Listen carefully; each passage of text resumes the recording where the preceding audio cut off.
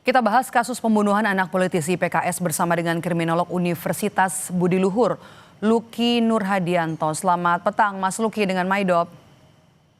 Petang, Mbak Maidol. Oke, Mas Luki, yang pertama polisi kan bilang hanya ada satu tersangka dalam kasus pembunuhan anak politisi PKS.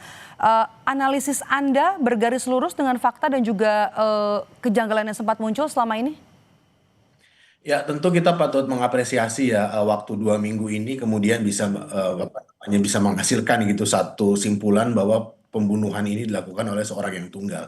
Tapi kemudian perlu juga digradasi atas dasar beberapa aspek terjadinya kejanggalan-kejanggalan yang notabene itu kemudian agak menimbulkan pertanyaan lebih lanjut. Yang pertama, apakah memang pelaku ini memiliki profiling pelaku kejahatan yang mengarah kepada terjadi pembunuhan. Jadi kalau kita tahu dengan apa namanya tindakan yang dilakukan, terus kemudian resiko yang dia dapatkan, maka tentu apa yang dia lakukan dan kemudian berjeda kurang lebih 2 minggu dia sudah melakukan tindakan lagi. Ini ada sisi impulsivitas yang harus dikaji lebih lanjut. Apakah memang dia melakukan pembunuhan itu karena keterdesakan atau memang ini karena satu dorongan tertentu untuk dia dapat melakukan pembunuhan tersebut. Yang kedua kejanggalannya adalah dalam konteks ini barang-barang yang kemudian dia sasar gitu atau kemudian niatan dia untuk melakukan pencurian itu tidak kemudian menjadi nampak. Jika memang dia ingin melakukan satu tindakan yang cukup keras gitu atau kemudian cukup berani, maka dia akan berupaya mencari sesuatu yang seharusnya bisa memberikan efek secara material kepada dirinya, dan instrumentasi terhadap aspek ini kemudian menjadi nihil saat kemudian dia didapati berada di apa namanya rumah apa namanya korban berikutnya gitu, tapi kemudian dia melakukan pengumpetan yang justru berada di ruang publik yang justru milik orang lain. Ini menandakan bahwa pelaku tidak memiliki kesiapan gitu secara mental ataupun secara psikologis agar dia tidak ketahuan dari pengejaran kepolisian. Yang ketiga adalah jika memang ada satu apa namanya satu perlawanan, satu retensi dari korban, maka seharusnya bukti-buktinya akan lebih lebih kuat lagi, tidak hanya kemudian dilekatkan kepada alat pembunuhan, dalam hal ini adalah pisau, tapi kemudian jejak-jejak yang memang mengarah kepada diri pelaku, apakah memang apa namanya serpihan-serpihan kulit seperti itu, atau kemudian adanya perlawanan jika memang Mm-mm. ada yang dilakukan Oke. oleh Mhm. korban, dan itu mengindikasikan bahwa perlu dipertanyakan lebih lanjut apakah memang ini adalah pelakunya. Yang jika memang ini pelakunya, tentu profil terhadap dirinya itu perlu dalami Oke. secara lebih Oke, intensif lagi. setelah penetapan tersangka kemudian juga pelaku ditangkap begitu ya, kita bisa bicara soal motif-motifnya kan akhirnya terungkap, motif ekonomi. Apakah motif ekonomi ini Anda nilai relevan dengan tindakan tersangka membunuh secara sadis atau sebaliknya?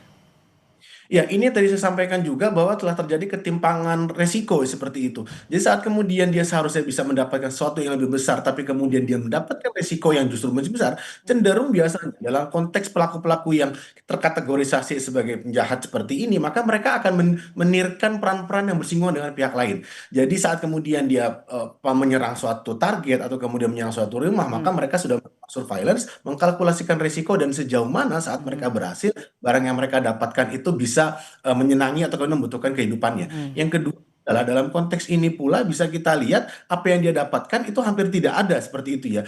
Bahkan kemudian rekam jejak profiling dirinya itu terindikasi dia adalah satu pekerja yang cukup baik gitu ya. Dan yang ketiga adalah perlu dideteksi lebih lanjut apakah memang permasalahan ekonomi yang kemudian bisa seharusnya apa namanya ada aspek lain gitu yang Mhm. dibentengi dalam ini adalah keluarga misalnya, atau retensi dari pihak-pihak lain yang bisa mengurungkan niatnya dia untuk dapat melakukan tindakan lebih jauh sampai kemudian melakukan Oke. pembunuhan.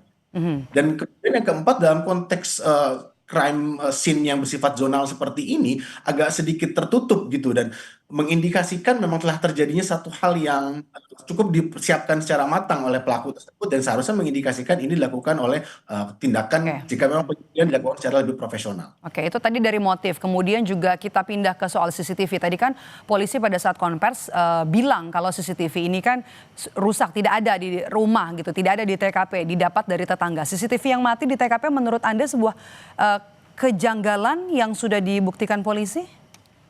Nah, inilah yang menurut saya dalam konteks kalau kita mengkorelasikan dengan apa namanya atribusi dari pelaku, maka seharusnya dia tidak mengetahui keberadaan CCTV tersebut jika memang ini adalah tindakan yang bersifat reaktif atau kemudian impulsif. Mhm. Jadi CCTV itu dia tidak tahu jika memang mati, dan kemudian seharusnya tercapture di sana. Yang kedua adalah dengan matinya CCTV ini seharusnya dengan properti yang sedemikian besar ini sudah bisa menjadi sinyalemen bahwa telah terjadi ketidakamanan atau kemudian insekuritas dari orang yang memiliki rumah atau kemudian keluarga dari korban. Yang ketiga yang bisa mengindikasikan sejauh mana kemudian aktivitas yang berada di rumah itu cenderung sepi, terus kemudian meninggalkan anaknya seorang diri, atau kemudian ada orang lain tapi kemudian tidak berada di aktivitas yang cukup dekat, sehingga terkesan gitu ya bahwa memang telah terjadi satu pembiaran gitu, bahwa korban itu kemudian dibiarkan sendirian, terus kemudian CCTV juga kemudian dalam kondisi mati. Yang keempat adalah tentu dalam konteks ini yang perlu kemudian dirangkai tidak hanya kemudian keberadaan CCTV, tapi sejauh mana rekam jejak digital pelaku gitu yang bisa mengindikasikan bahwa dirinya melakukan tersebut. Yang kedua adalah sejauh mana pula keberadaan surveillance itu justru di satu sisi bisa kemudian menimbulkan efek pelaku untuk bisa melakukan tindakan lebih brutal lagi, atau di sisi lain dia seharusnya memang tahu tapi kemudian mengabaikan keberadaan CCTV tersebut. Yang seharusnya saat kemudian dia tahu itu memberikan rasa efek untuk kemudian mengurungkan niatnya untuk bisa melakukan pencurian, apalagi melakukan pembunuhan. Oke. Ini kan TKP kan cukup besar begitu ya. Rumah ini kalau kita lihat kan memang juga cukup besar dari luar begitu. Apakah pelaku ini sebelumnya memang sudah mapping, atau yang analisa Anda sudah tahu lokasi kan memang tujuannya adalah untuk pencurian, akhirnya kemudian ada tindakan pidana lain dalam kasus ini. Termasuk juga untuk penemuan DNA yang disebut polisi.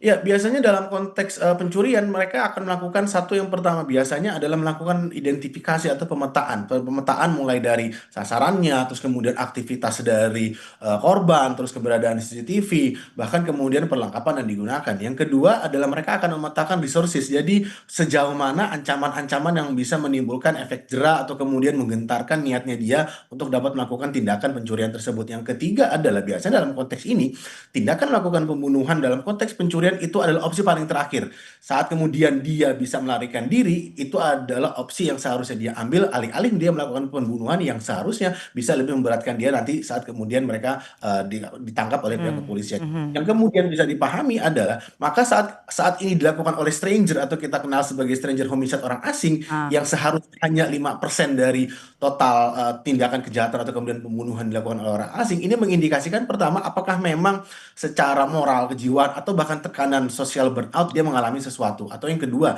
dia tidak bisa mengendalikan kontrol dirinya dan kemudian dia melakukan pencurian itu kemudian ketahuan terus sampai tidak bisa mendapatkan apa-apa, bahkan 2 minggu lagi dia melakukan tindakan tersebut. Makanya harus didalami lebih lanjut sejauh mana dia bisa mengontrol dirinya dan kemudian menjadikan tindakan pencurian itu relapse lagi bahkan dalam rentang yang cukup pendek tersebut. Kurang lebih demikian, Mbak. Oke, Mas Luki, salah satu bukti yang tadi ada dalam konferensi pers dari polisi adalah pisau begitu ya, yang memang sudah diakui oleh pelaku, oleh tersangka. Apakah kemudian ini lantas mematahkan ada keterlibatan orang lain dalam kasus ini?